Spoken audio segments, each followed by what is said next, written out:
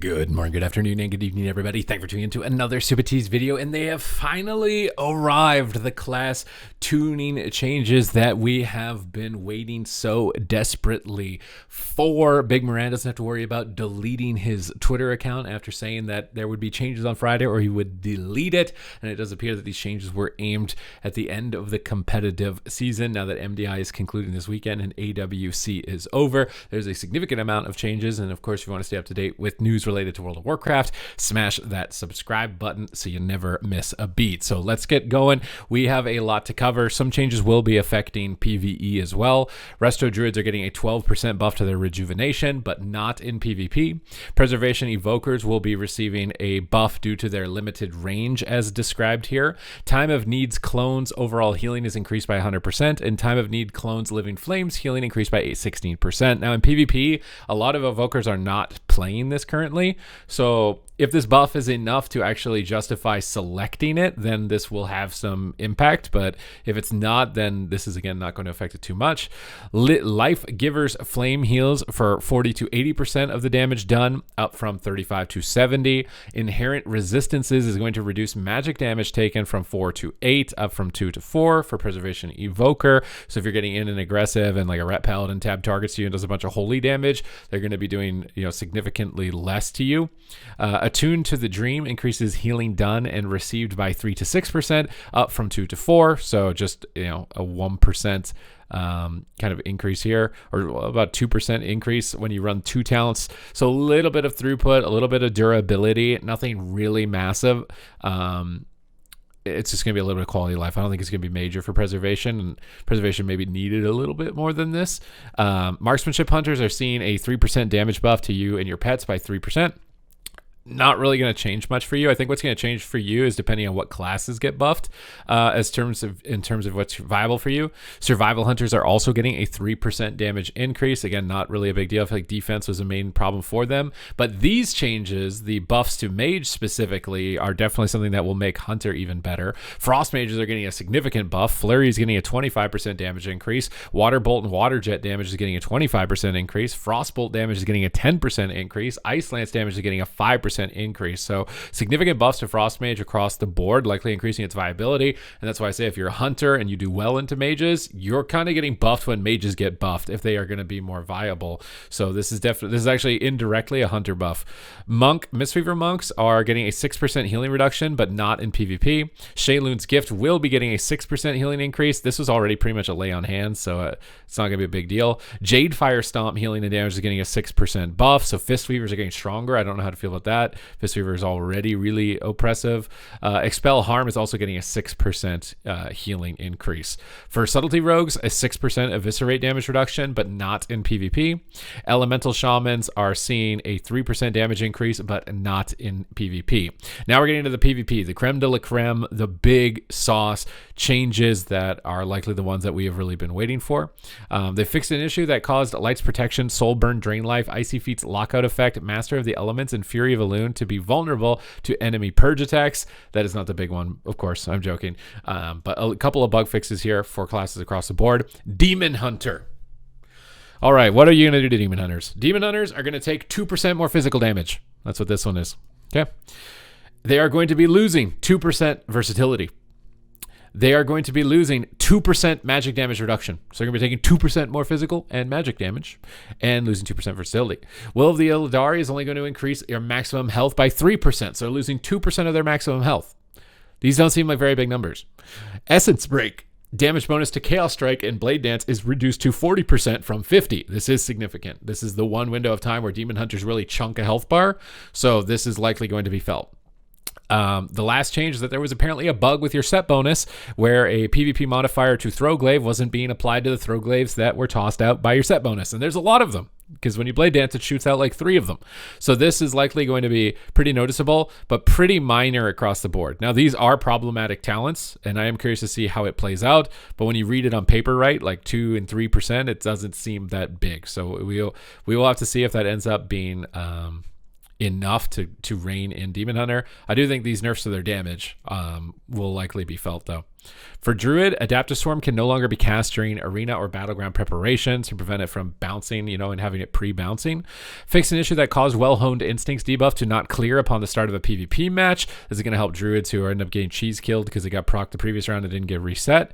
Frenzied Regen is getting buffed for Feral Druids and Boomkins by about 37.5%, but not for Resto Druid. It will still remain reduced by 50%.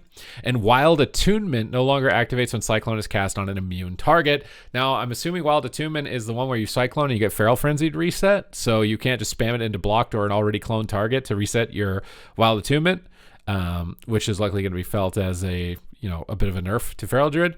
Restoration, although it seems like a pretty appropriate one.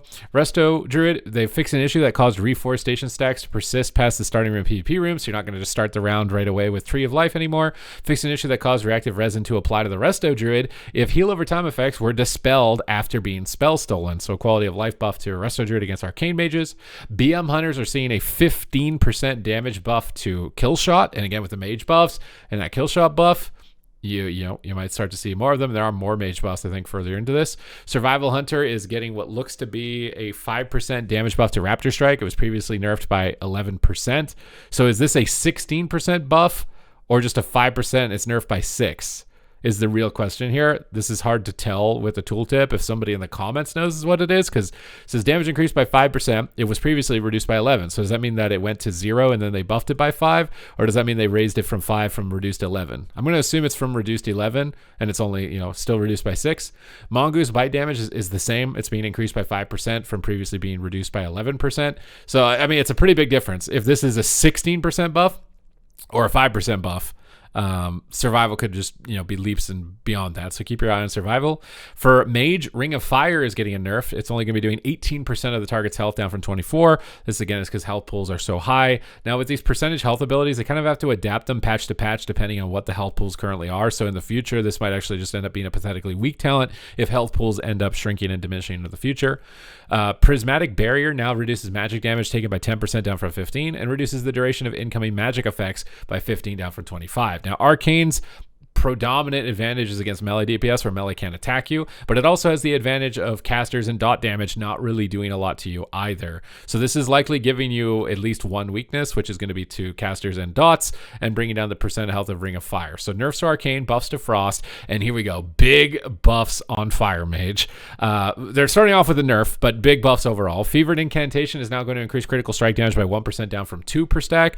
Meteor damage is getting buffed by 30%, previously reduced by 11. Again, does that mean it's 41? It's hard to tell, or does that mean that it's only like 19?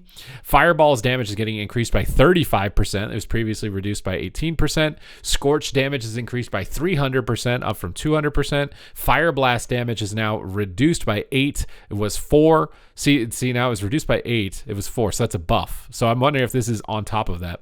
Living Bomb damage is increased by 800%, up from 440. Now, Living Bomb needs massive buffs if it's ever going to hope to really be viable. So it got a massive buff last time around. You can see it was increased by 440, and that still wasn't enough. So we'll have to see. But the buffs to Fireball, for sure, are going to be felt. I'm not sure if this is enough for you to actually take Meteor, but your fireballs are going to get beefed up for sure. Mistweaver Monk surprisingly getting buffed. We saw the Jade Fire buff up top, and it's also getting buffed here, I think. Vivify Healing decreased by 10%. It was previously by 20, so now it's 10% buff. Invigorating Mist Healing increased by 12%. Soothing Mist Healing increased by 15%, and Soothing Mist Jade Statue increased by 15%. These are for caster Mistweaver buffs. I think as a Mistweaver, you generally need to be able to play both and have gear for both in Solo Shuffle at least, and switch between rounds to really feel the advantages of it. But Mistweaver getting some pretty big buffs. Holy Paladin is getting damage buffs. Denounce is going to be doing 70% more damage. Judgment is doing 50% more damage, and Greater Judgment Absorb is increased by 30% in PvP. Holy Paladin felt like it was lacking damage from my recent 2400 push with it, so I think this is going to be more fun, but I don't know if it really helps you out in terms of viability. It's definitely going to be more fun, but I don't know. I don't think you're going to be competing with Shaman still. Discipline Priest is getting a 25% smite damage buff and an 8% atonement healing increase. So again, a nice little quality of life bump here. Discipline Priest is super fun to play. I enjoy playing it. I don't know if this is enough to really flip the tables in terms of your viability, though. Outlaw Rogue, float like a butterfly. Effectiveness is now reduced by 50% PvP combat. That's your evasion cooldown reduction. Precision shot talent damage reduction is now 3% down from 5. And take your cut is only going to give you 10% haste down from 15. And the duration is reduced to 10 from 12. So Outlaw Rogue nerfs across the board in terms of your team utility buffing. I actually started playing an Outlaw Rogue pretty recently, and it's actually very hard to do well on. So this is going to make it hard for me to do well. I might have to get pushed before it's Tuesday if I'm going to have some hope of completing my 2400 challenge on that. You can follow my stream for that journey. Now, Enhancement Shaman, you're getting a 25% healing increase to your healing surge, so a little bit more off healing for enhancement. For Warlock, they're nerfing your Soulburn Port, so it's only going to last 4 seconds down from 6. This is the sprint and the immunity to snares, and it's also only going to increase your movement speed by 30% down from 50. They are going to be nerfing your Flame Rift damage as well by 30%. So targeting their mobility and targeting their Flame Rift damage. These were likely, the main things that made Warlock extremely powerful at the moment.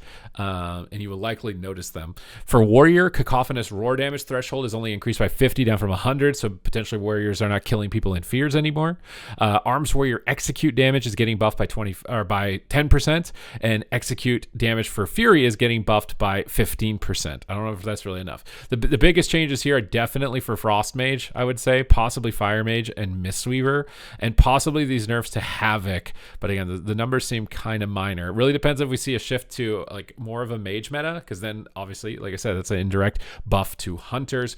But it is most certainly better than nothing as targeting things that have been problematic. I'm just wondering if it's going to be enough. So we'll have to wait and see.